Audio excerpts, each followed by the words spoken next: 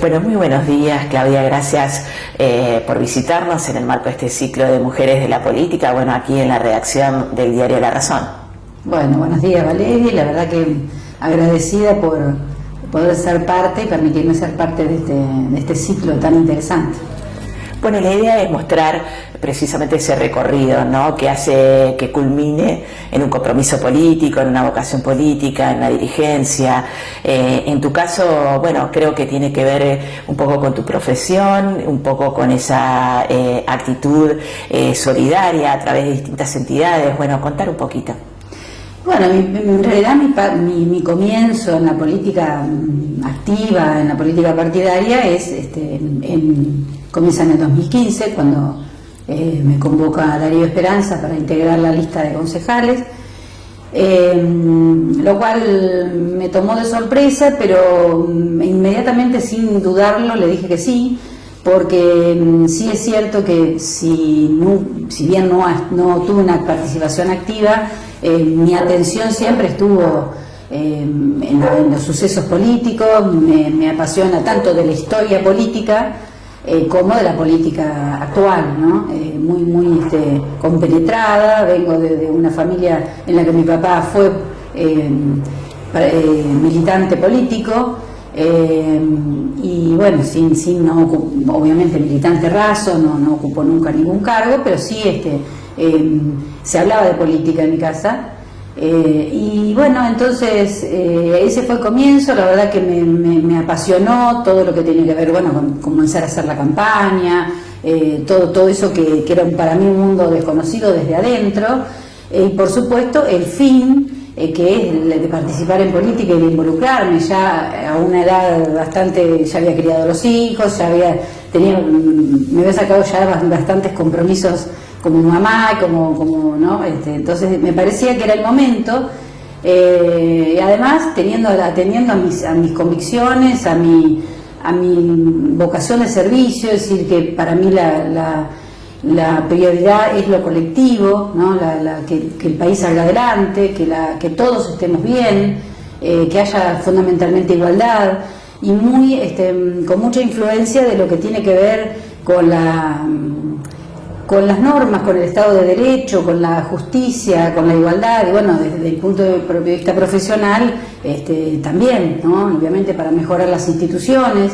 Uno en la profesión se desenvuelve, vive y trabaja con instituciones públicas, y muchas veces sabemos que en el desempeño profesional, y para poder concretar el reconocimiento de algún derecho de nuestros clientes, a veces nos encontramos con trabas en la administración pública, con trabas en la propia justicia, que a veces hacen que nos resulten muchas ingratitudes, muchos sinsabores en la profesión.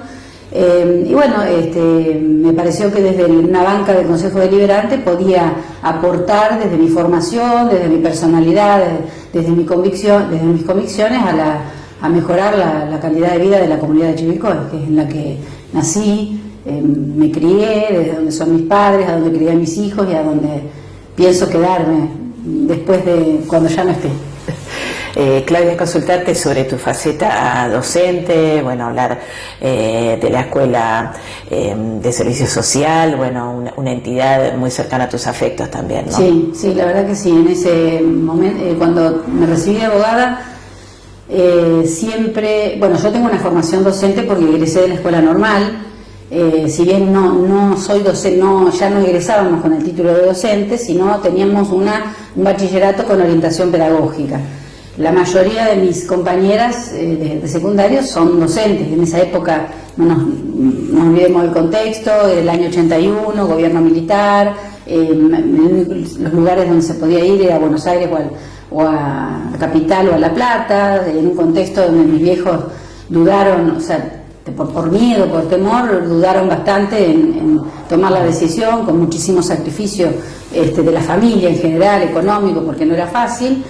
Y bueno, y entonces siempre me gustó, además del desempeño profesional que me apasiona, realmente sigo ejerciendo. Ya este año voy a cumplir 35 años que di mi última materia, que fue Derecho Internacional Privado, en diciembre. Y bueno, y también me interesó la faceta docente, es decir, poder transmitir lo que uno conoce, lo que uno sabe, ¿no es cierto? Porque es la formación del ciudadano, o sea, es fundamental, porque desde ahí, sobre todo en la etapa de la juventud, si bien no había posibilidad de participación política en ese momento, hace a la formación del ciudadano, a que puedan involucrarse en política desde jóvenes, que es tan importante, ¿no? Entonces, siempre me interesó y notaba que me faltaba la parte pedagógica, más allá de tener un título con orientación docente, y surge la primer cohorte se llamaba Profesionales en Ejercicio de la Cátedra sin Formación Pedagógica Formal, en la Escuela de Servicio Social. Entonces, cuando voy a buscar el título, yo tenía 28 años, me recibí de profesora en Ciencias Sociales y profesora en Ciencias Económicas, como complementaria del título, o sea, el título mío de base, por supuesto, es abogada, pero con la orientación pedagógica es esa, y esas son las incumbencias que puedo dar, las materias que pude dar a lo largo de mis 30 años también de ejercicio de la docencia. Comencé en la Escuela de Servicio Social, dando clases ahí, y actualmente voy a terminar ahí, porque, bueno, próximamente también me jubilaré de docente, todavía no he iniciado trámites, pero... y bueno, doy derecho de familia, es decir, materias afines a mi profesión, pero con el complemento. Después es obligatorio, ahora para ser profesional en ejercicio de la cátedra es obligatorio contar con la formación pedagógica, que es fundamental. Entonces, bueno, después trabajé mucho en secundaria, en todas las escuelas de Chivilcoy, y también la docencia es tan gratificante porque ahora veo hombres y mujeres, adultos, colegas algunos, profe, me dicen, como si, bueno, de eso te aporta una cuota de juventud, ¿no es cierto?, ese contacto con los jóvenes. Sí, imagino que también nutre y mucho tu accionar político, ¿no? Sí, ese contacto. Desde que estoy en política, o sea, una participación política activa, es decir, los alumnos ven como concretado, si bien no llevo la política partidaria a la cátedra, sí hablamos, obviamente, yo manifiesto el primer día de clase donde estoy parada políticamente, pero a partir de ahí podemos tener un intercambio respetuoso, porque hablando de derecho constitucional, por ejemplo, inevitablemente sale la función del presidente, qué están haciendo los diputados, qué leyes se están votando, cómo actúa la justicia, o sea, tenemos prácticamente, como yo les digo, las materias nuestras se pueden estudiar directamente del diario, ¿no es cierto? Leyendo el diario vos te das cuenta lo que funciona bien, lo que funciona mal, y teniendo la Constitución a mano, ¿no? O sea que se genera un intercambio muy enriquecedor también desde mi participación, desde mi función como concejal, lo que también me trae, es decir, cuestionamientos de los jóvenes que también me enriquecen y que los valoro muchísimo, porque eso es lo que pretendo de mis alumnos, que tengan espíritu crítico y su propia identidad, su propia idea, la cual es totalmente respetada dentro del aula, ¿no? Tu paso por la presidencia del Consejo Deliberante, ¿qué significó en tu vida política, en tu vida personal también, ¿no? Porque imagino que no debe ser fácil. Bueno, la verdad que cuando fue que existió la posibilidad de ganar la presidencia del Consejo en el 2017, el bloque que integraba, bueno, pensó en mí, a los que agradezco, ¿no es cierto?, pero no se dio en un contexto muy pacífico, digamos, porque como en todo órgano colegiado, el Consejo Deliberante, se cambian las autoridades con números, es decir, por ahí no hay nada personal, pero bueno, teniendo el que tiene los números, elige las autoridades del Consejo, y es así. Lo particular que tuvo mi paso por el Consejo Deliberante es que apenas asumimos con la entonces secretaria Carolina Di Napoli, ya a pocos días de asumir nos habían pedido la remoción, porque consideraban en ese momento que Carolina no tenía la licencia, porque ella que corresponde por trabajar en el Poder Judicial, es decir, para evitar la incompatibilidad. Cuestión que, bueno, fue muy duro porque ella, en realidad hay una ley que habilita a que ella pudiera trabajar. Por motivos que una licencia que tiene que salir en poco tiempo, no más de una semana, por motivos que desconozco, la licencia no salía y llegó el 29 de diciembre, cuando ya venía la feria judicial. Al trabajar ella en el Poder Judicial iba a ser un mes en el que no iba a tener, no iba a llegar la licencia. Bueno, no pudo trabajar, no pudo estar, tener una participación activa como secretaria. Hubo sesiones extraordinarias, o sea, se suscitaron cuestiones que no son habituales, mucho usuales. movimiento. ¿Cómo? Mucho movimiento. Mucho movimiento, mucho leer la carta orgánica, porque me pedían para ver cuestiones puntuales que normalmente en el Consejo Deliberante de Chivilcoy no se habían dado. También que existían la composición del Consejo era con otras mayorías, ¿no? En los 12 años habían tenido mayoría absoluta, pero bueno, acá no era así. Y bueno, eso me implicó desde tener ese cargo un orgullo, lo tomé con muchísima responsabilidad, pero desde lo personal, o sea, desde lo cotidiano, desde lo día a día, me tocó soportar embates bravos, titulares en los diarios, de que estaba atornillada en el sillón y que, bueno, más allá de mis pretensiones, pero lo que yo quería era, bueno, desde la presidencia tener darle una impronta diferente al Consejo Deliberante, que de acuerdo a mi personalidad. Bueno, fue duro, fue angustiante. Yo no estaba acostumbrada a esa hostilidad que se vivieron en esos momentos, a punto tal de que mi mamá quería que renuncie porque no quería escuchar en la radio todas las mañanas o leer en los titulares del diario Claudia Bogliolo, la irregular, bueno, todos esos calificativos que fueron muy duros. Mis hijos, mis clientes me preguntaban: Claudia, ¿qué está pasando?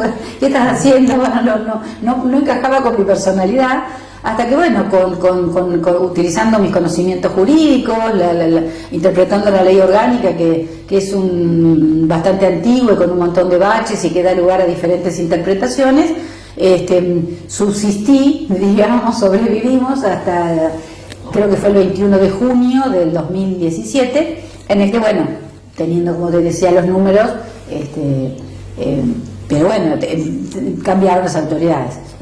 Pero lo que rescato de eso fue que aprendí mucho, y que soporté estoicamente el cargo, hasta que con los números en una sesión como corresponde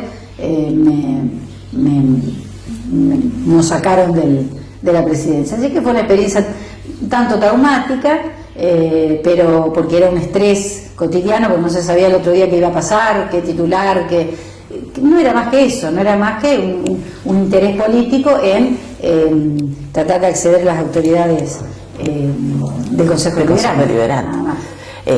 Bueno, muchísimos años dentro del Consejo, te escuchaba muy atentamente en esto del apego a la norma, quizás algo que en líneas generales, quizás saliéndonos un poco de Chivilcoy, ¿no? El argentino no está tan acostumbrado, ¿no? A esto está más acostumbrado a ver cómo gambeteamos, ¿no?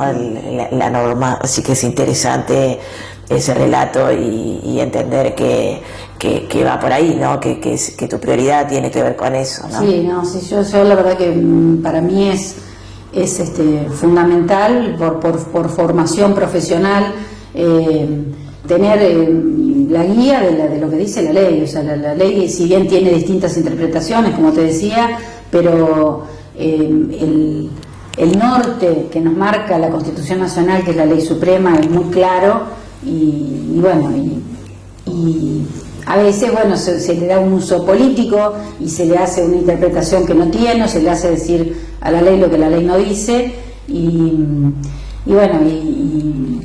pero bueno, es así. Eso es lo que te da precisamente la garantía de la justicia y la garantía de la equidad, de la igualdad, ¿no? El apego a la norma es fundamental. Consultarte sobre tu actualidad, ¿no? ¿Por qué es que estás donde estás? Seguís en el Consejo Deliberante, representás la banca del movimiento Evita, trabajás codo a codo, obviamente, con el espacio a nivel local. Bueno, un poco esa actualidad tuya. Bueno, mi característica es, desde que entré en la política, es tener una participación activa, ¿no? A mí me interesa el contacto con el vecino, es decir, nutrirme para estar en el Consejo Deliberante y llevar las inquietudes traducidas en normas que nazcan verdaderamente de quien las reclama, quien las necesita. Mi ideología fue aún, por supuesto, desde muchísimo antes de entrar a la política partidaria y de ser concejal. Llevo 6 años, había renovado la banca, mi mandato termina en el 2023. Es el peronismo, ¿no? que fue un poco lo que me enamoró desde la época en que estaba el intendente, el doctor Jorge Juan Corena, a quien aprecio muchísimo y quiero muchísimo, y nunca dejo de mencionarlo en ninguna oportunidad que se me ofrece, porque me parece una persona excelente, una persona honesta. Y bueno, ahí fue donde empecé, o inclusive, a votar al peronismo y a identificarme con esa pasión que tiene, que transmite Jorge cuando te habla del peronismo, ¿no? Entonces eso para mí fue un hito, y me acuerdo que mis chicos eran chiquitos y Jorge estaba en campaña en aquella época, y apenas sabían hablar, me iban mirando los carteles de Juan Corena en la campaña, ¿no? O sea que además lo conozco desde que jugaba al básquet. O sea, no quiero seguir ahondando en tiempo porque me voy a adelantar mucho en la edad, entonces no. Bueno, y de ahí eso se identificó con mis convicciones, con mi forma de pensar, con la igualdad, con el bienestar general que lo dice el preámbulo de la Constitución Nacional, y de gobernar para todos y no para unos pocos, y que en nuestra historia argentina, por lo menos poniendo como hito de 1853, donde se organizó constitucionalmente el país, siempre estuvo esa constante dicotomía entre el gaucho y el terrateniente, entre el oprimido y el opresor, y bueno, y es una dicotomía y una diferencia que la tenemos hasta hoy. Te estoy marcando desde el 1853 como para poner un hito en la historia y no irnos a los unitarios y a los federales y a todo lo que ocurrió antes, ¿no? Entonces,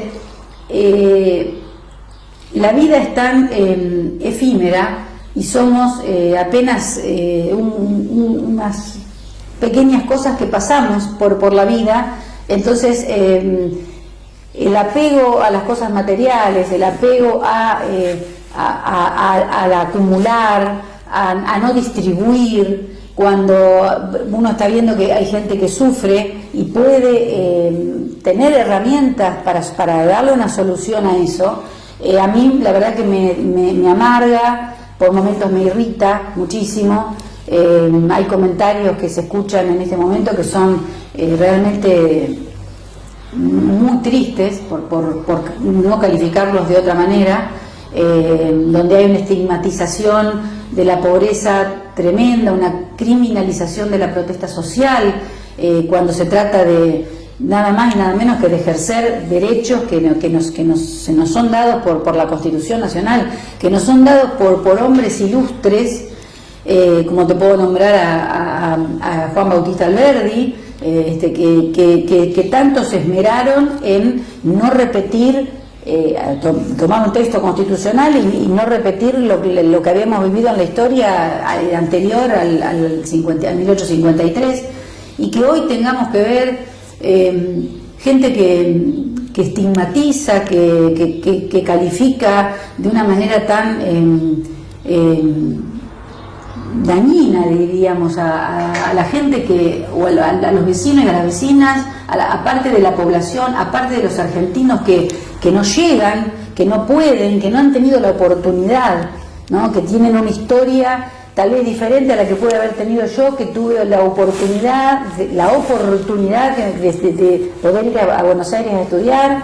Y hay gente que no tiene, personas, hay vecinas que no la tienen y no la van a tener. Entonces, un Estado presente tiene que tener en cuenta aparte de nuestros conciudadanos, de nuestros hermanos. Entonces, eso me parece terrible, y por eso que el peronismo ha sido desde siempre un gran igualador, reconocimiento, en cuanto a reconocer derechos. Antes de Perón no se podía hablar de vacaciones, no se podía hablar de una jornada limitada de trabajo, no se podía hablar ni hablar de derechos de las mujeres. Y esa fue la constante que tuvo el peronismo en todos los años que le tocó gobernar. Contrariamente a lo que hablan de los 70 años del peronismo, eso es ignorancia, porque si nosotros nos ponemos a ver la historia, porque tenemos que conocer la historia de dónde venimos para poder analizar el futuro, el presente y el futuro, vemos que no estuvo siendo el peronismo, que hubo proscripciones del peronismo durante 18 años, que hubo ruptura de gobiernos constitucionales, y para poner que cosa que no entiendo, cómo los radicales, a quien respeto porque mi papá fue un militante radical, el primer movimiento popular de nuestro país, fue el primero que sufrió el golpe de Estado de Irigoyen en el año 30, ¿no? Un dirigente político como Ilia, que tuvo médico, y que tuvo un gran médico, un gran político, una gran persona, que tuvo la decisión de en su momento tomar medidas contra los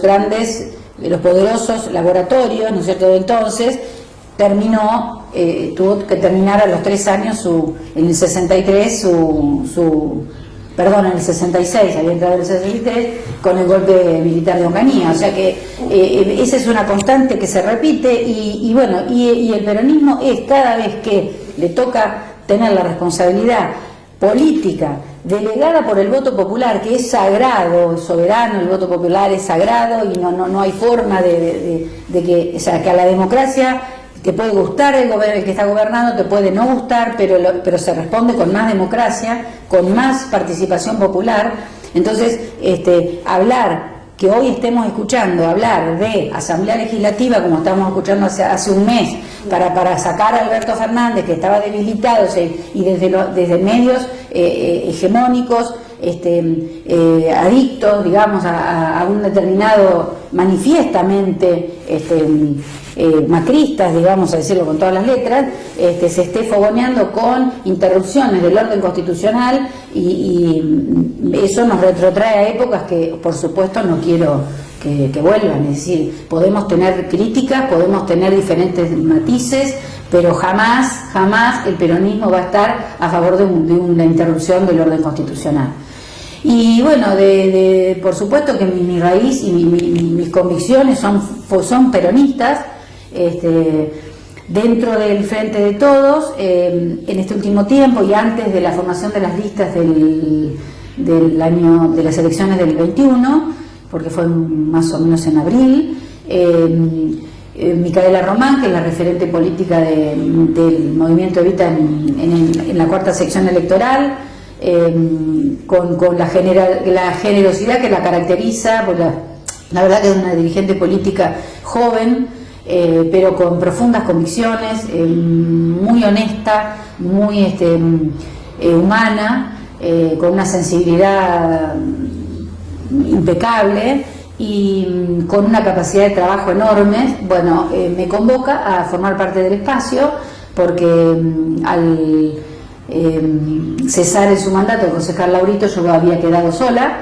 Habíamos hecho algunos trabajos con el movimiento Evita, como por ejemplo la ordenanza tan importante que se está implementando, pero a veces lo urgente hace que no nos podamos ocupar de lo importante. Es la creación del Parque Agrario Agroecológico, que también tanta mentira y tanto bardo hubo con eso, en cuanto a que el movimiento Evita quería,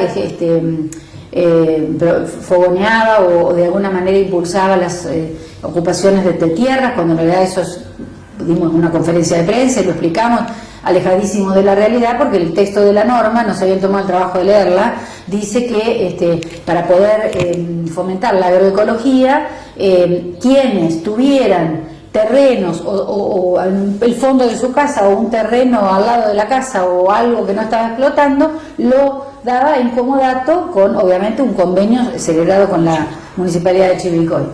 Y bueno, y en eso estamos, en estar mucho en la calle, estar mucho en contacto con los vecinos. El movimiento Evita tiene una estructura muy importante, con dirigentes que están ocupando cargos dentro del gobierno ejecutivo nacional en este momento, y con mucha posibilidad de conseguir obras y cosas para recursos, digamos, para los vecinos y vecinas de Chivilcoy, que obviamente como concejal no tengo esa atribución, entonces hay muchas cosas que sí hacemos en consonancia con el intendente municipal, que es quien en definitiva tiene que firmar los convenios con los ministerios, con los ministros. Entonces así estamos concretando un Zoom con un playón deportivo en un terreno municipal que nos se dio en comodato en la calle General Rodríguez y calle 8, que va a ser, los vecinos están muy contentos, es un barrio Esperanza, que viene el movimiento Evita trabajando ahí desde el 2014, va a ser un trabajo la verdad excelente, los vecinos están muy conformes. Bueno, está la huerta en el terreno del hogar de la eco huerta, en el terreno del hogar de ancianos, que era un terreno también ocioso, que no se podía cultivar por cuestiones de la cercanía, hacer un cultivo de cereales, ¿no es cierto? Más intensivo no se puede hacer por el lugar donde está ubicado, pero está funcionando a pleno. Donde se le dio trabajo en esto de que está haciendo el gobierno ahora, y lo anunció, casualmente hoy lo escuché al ministro Juanchi Zabaleta, de la política pública de transformar los salarios sociales complementarios en trabajo digno, trabajo registrado, regulado, ¿no? En la eco huerta están trabajando 8 mujeres que nunca no habían tenido nada que ver con trabajo en la huerta, atendían merenderos, pero se capacitaron, aprendieron, se constituyó una cooperativa, de manera que ellas son las dueñas de esa empresa. Entonces trabajan, tienen un trabajo digno, manejan las redes, se les ocurrió, hacen delivery para promocionar una huerta donde se produce una verdura de calidad, sin agroquímicos, y la gente se está acercando muchísimo, porque la verdad que producir y ocuparse, que es uno de los también principios del movimiento Evita, de nuestra alimentación, la soberanía alimentaria y una alimentación de calidad que no nos esté intoxicando o enfermando, ¿no? Así que casualmente el otro día yo estaba ahí en la huerta en ese momento, y había ido una nutricionista que estaba encantada con la calidad de la verdura y con lo que, y había llevado también, y se la recomendaba a otra persona, y se la recomendaba a su vez a sus pacientes. Así que invito a la comunidad ahí detrás en la calle Ameguino 676, detrás de lo que es el hogar de ancianos La Huirat, a acercarse, y si no, las chicas, hay un teléfono, pueden llevarle lo que deseen a domicilio, y lo cortan ahí en el momento y se lo llevan. Bueno, y después estamos también trabajando con una bloquera, es una fábrica de bloques de cemento, y en este momento están haciendo baldosones, que son los que se pueden vender a cualquier particular, o también puede ser la municipalidad, puede ser también proveedor, porque eso también es una cooperativa que está constituida legalmente, es decir, a través del INAES, que es el ente que se ocupa de la constitución y de la vida de las cooperativas. Una cooperativa es una persona jurídica que tiene una personalidad propia, distinta de de los asociados que la componen, y que tributa impuestos, si bien en algunos tiene la exención por el espíritu del cooperativismo, ¿no es cierto?, que es también muy social, porque lo que ganan lo distribuyen entre quienes trabajan. Es decir, ahí no hay jefes, no hay son todos, las trabajadoras y trabajadores son los propietarios los empresarios de su propio emprendimiento. Y ese emprendimiento puntual, el de la bloquera, funciona en el corralón municipal. Había un galpón que estaba ocioso, con máquinas que no funcionaban, que estaban en el municipio y bueno, no estaban funcionando, pero sí estaban emplazadas y listas para, por ahí le faltaba algún motor o alguna reparación por el desgaste del transcurso del tiempo, ¿no? Entonces se pusieron en funcionamiento y ahí también están trabajando empleados y empleadas, o sea, trabajadores y trabajadoras, porque no son empleados, de la economía popular. Se capacitaron también con una persona que sabía manejar las herramientas, gente que tampoco nunca había trabajado en esa actividad, y ahora están produciendo y vendiendo lo que precisamente hace la cooperativa. O sea que es fundamental el trabajo, ni hablar de lo que hacen en Casa Pueblo las compañeras de las 2 Casa Pueblo de Chivilcoy, que si bien no tienen una connotación política, sí son las ejecutoras de la parte de salud del movimiento Evita, con un trabajo importantísimo que hacen en tanto la Casa Pueblo, que está en la calle Brown, como la que está en la calle San Lorenzo, casi esquina Bolívar, que ya son un referente de cuestiones de salud, sobre todo la de la calle Brown, a la que la gente acude cuando tiene estamos hablando de que por ahí no tiene una obra social o no tiene, por supuesto, una prepaga, y puede ahí encontrar un médico, una psicóloga, un asesoramiento, una trabajadora social que la va a orientar en las distintas problemáticas, sea de salud. Ahí funciona también el Cedronar y está el doctor Mariano Loza, que es un médico muy comprometido con la medicina social, excelente médico.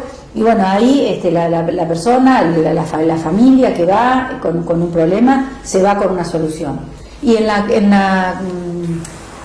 Casa Pueblo de la calle San Lorenzo se enfocan un poco más a la parte de talleres, de instrumentos de viento, de folclore, están trabajando muy bien, y también es un lugar de referencia para familias que por ahí sus hijos no pueden pagar algún lugar privado para ir a aprender música o folclore o lo que fuere, y están ahí trabajando y además conteniendo fundamentalmente a la juventud, ¿no?